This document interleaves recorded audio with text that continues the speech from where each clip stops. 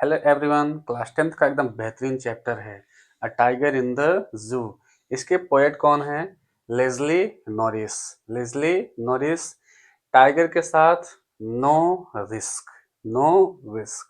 यहाँ से आप रिलेट करके टाइगर इन द जू के पोएट को आप याद कर सकते हो। बात करते हैं पोएम की। देखिए, ही स्टॉक्स, वह शान से चलता है, वह यानी टाइगर। टाइगर शान से चलता है ना।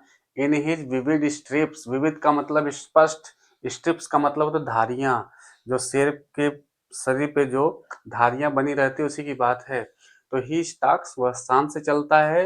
इन हिज विविड स्ट्रिप्स, अपने स्पष्ट धारियों के साथ। द फ्यू स्टेप्स, कुछ कदम चलता है। ऑफ हिज केक, अपने पिजड़े का। पिजड़ा तो एक लिमिटेड रहेगा ना, कुछ ही कदम वहां पे चलेगा।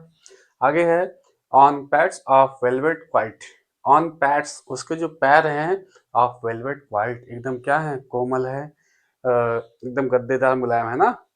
इन हिज क्वाइट रेग, अब कारण यही है कि उसका जो पिजड़ा है, उसका जो पिजड़ा है वो एकदम शांत है। एकदम क्या है, शांत है। वह गुस्से में तो है लेकिन फिर भी क्या है, शांत है।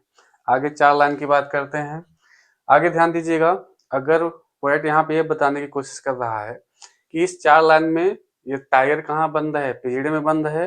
लेकिन इस 4 लाइन में जब टाइगर पिंजड़े से बाहर होता तो क्या करता? पोएट के अनुसार देखिएगा, he should be lurking, he should be lurking, उसे छुपा होना चाहिए था। उसे क्या होना चाहिए था? छिपा होना चाहिए था। इन शैडो, छाए में। इन शैडो, छाए में क्या होना चाहिए था? छिपा होना चाहिए था।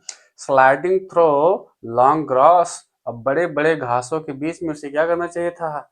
स्लाइड करना चाहिए था। नियर द वाटर होल, कहाँ पे? वाटर होल के पास। वेयर प्लम्प डीर पास, जहाँ पे कौन आके गुजरते हैं, कौन आते हैं?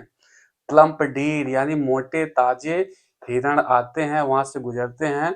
और शेर को वहीं पे रहना चाहिए था ना, घासों के बीच में छुपा होना चाहिए था।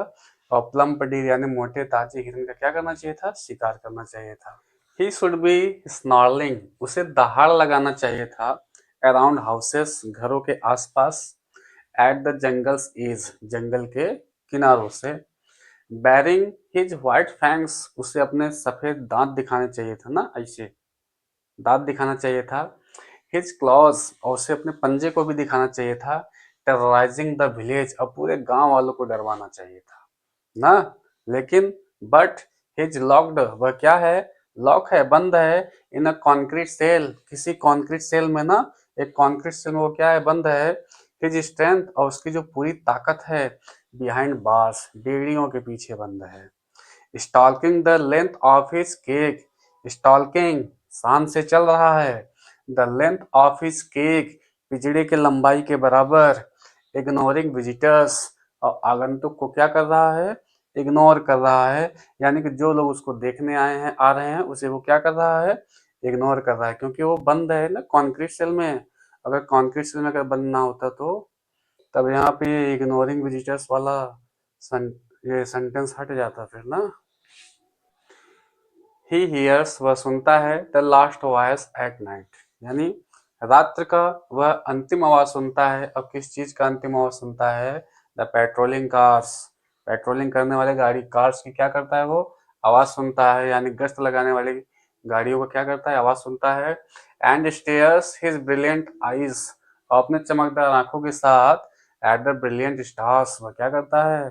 चमकदार तारों को देखता है। मेरा ये पोयम अगर आपको अच्छा लगा हो तो like share and subscribe. Okay, bye bye.